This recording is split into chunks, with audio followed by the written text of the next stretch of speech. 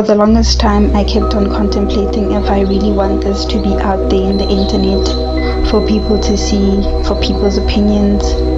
But then I realized that the main reason for me to even create this YouTube channel is to have a digital diary. A diary where I can jot down all my experiences. A diary where I'll be able to look back a few years from now and remember that I made it through those storms that I thought were there to stay. NgesiZulu bathi iphupho alifi uma umnikazi esaphila. Translating, the dream does not die as long as the owner is still alive. Welcome to my digital diary, where I try to be as consistent, to create a safe space for my lovies, for my subscribers to feel at home. Not only to glamorize my uni life, but to also show the ups and the downs, so that you, as my subscriber, can know that it's not all glitz and glam as we portray it to be. I want to welcome you to my own space. Hi there, my name is Tando, and welcome to my digital diary.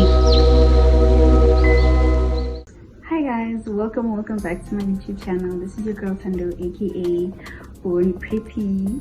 If it is your first time seeing this pretty face, make sure it's not your last and click the subscription button and join the family. Seen from the title of the video, today we are doing a cute get to know me video, because as my subscribers, you guys have to know more about me, right? Hope you guys enjoy this video. Don't forget to like, comment, share, and subscribe, and join the Barbie gang. So without wasting any more time, let us get straight into the video. I've written questions here so that I make it easier for myself to be able to answer these questions without getting derailed and shoot straight to the point. So let us get straight into it. What is your name? My name is Tando Duli. I am 19 years of age. My birthday is on the 1st of November. Where is home? Home is Mpumalanga, but I was born and raised in Johannesburg, Gauteng. What is your favorite color? My favorite color, as you probably could guess from the background, my favorite color is pink. And yeah. How many siblings do you have? I have one sibling. I have a younger brother. And what is your favorite quality about yourself? I would say my favorite quality about myself is, irrespective of whatever circumstance that I go through, I always try my best to look at the positive side, the brighter side of things, because it doesn't matter if the thing is negative in a sense, but I try my best to always look at the positive side of something instead of focusing on the negative, because I feel like as a person, you should always look at the bright side, because that's the only way you're going to keep on pushing even though circumstances are not quite ideal. The second quality about myself is I choose to always see the good in people. Like, I choose to always see the good in people, even if those people continuously show me that they have some sort of bad traits or negative traits or red flags. But I always choose to see the good in people, because I believe everyone has a good side to themselves. Yeah. How do you always stay motivated to study? I wouldn't say I always stay motivated to study, but I try my best to be as consistent as I possibly can, so that it trains me. I get used to it. I get used to the fact that I'm always doing something, whether it's studying, whether it's getting a hobby, but I always try to stay consistent, because I feel like motivation on its own, it won't get you as far as consistency will.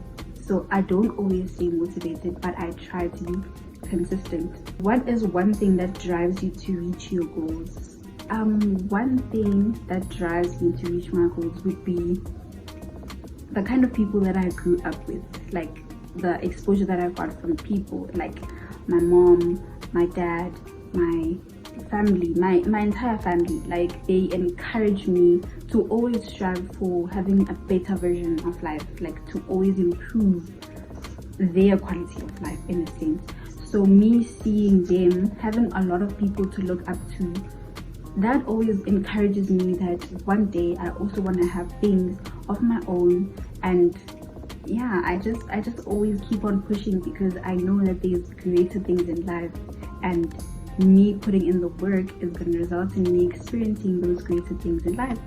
So I would say that always keeps me motivated, and also the fact that I have a younger sibling, and I just want to be a good example to him, that when he sees me, he sees something that he can look up to, someone that can guide him in the right direction. So as an older sibling, I feel like that always drives me to reach my goals, because someone is looking up to me. 3 words to describe yourself. 3 words to describe myself. I am optimistic, like optimistic. I am loving. I am kind. Yes, optimistic, loving, and kind. What are you studying? Okay, I am studying Bachelor of Health Science at the University of the Witwatersrand, specifically biomedical sciences.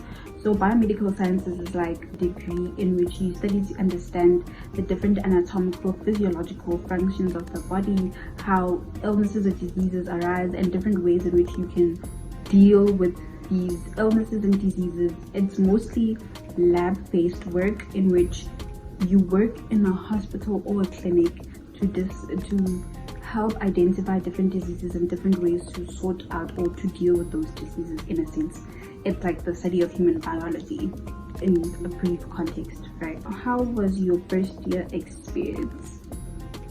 Child, my first year experience, I would say it was interesting. In a sense, it was interesting.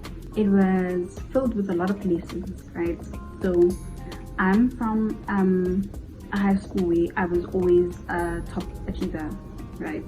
I was always a top achiever, and I wouldn't say that I was always smart, but I was hardworking. And the Lord was able to help me to push through high school and receive all these accolades, awards, and all of that. So when I got to uni, I felt like I could do this, you know, like coming from a high school where I was just overachiever.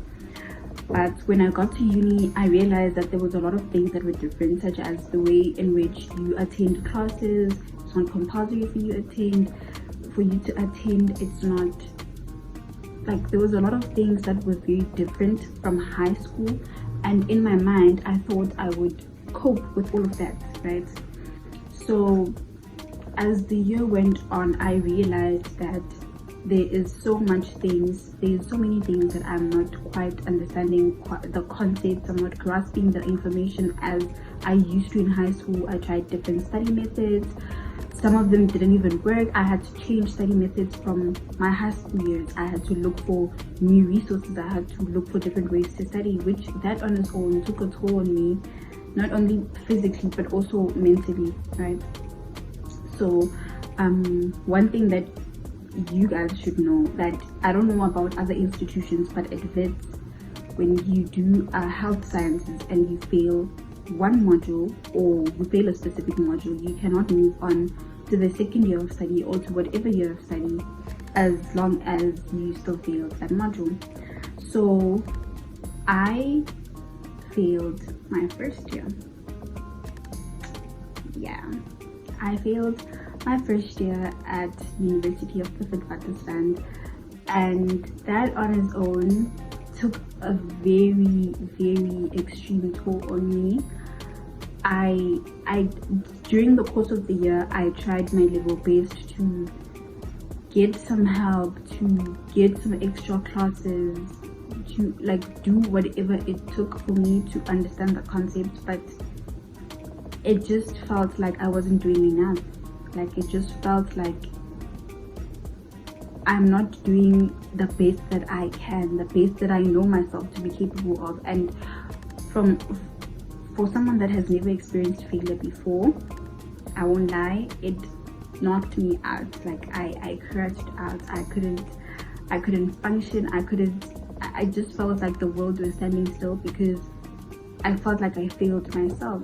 So now I am doing this module that I failed last year, and I am doing one module for the whole year, because in health sciences you cannot move on to other modules for the following year if you still have a module that you failed in the previous year, right? Last year I realized that I was not putting in my all. I wasn't doing as best as I thought I could. I wasn't doing my maximum, you know.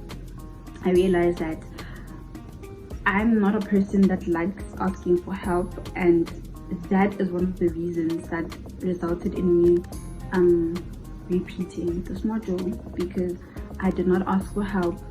I did not reach out to people. I thought I could do it on my own, which is something that I wish to tell people, that in uni you're not going to be isolated. You shouldn't be an island in uni, because there's a lot of people that are out there that are going to be able to help you. And if you isolate yourself from people, you might find yourself in the same situation that I am in now. And me sharing my story is me giving hope to anyone out there that even if you're going through the same thing, you should always look at the bright side of things. You should always be optimistic even when the situation is not allowing.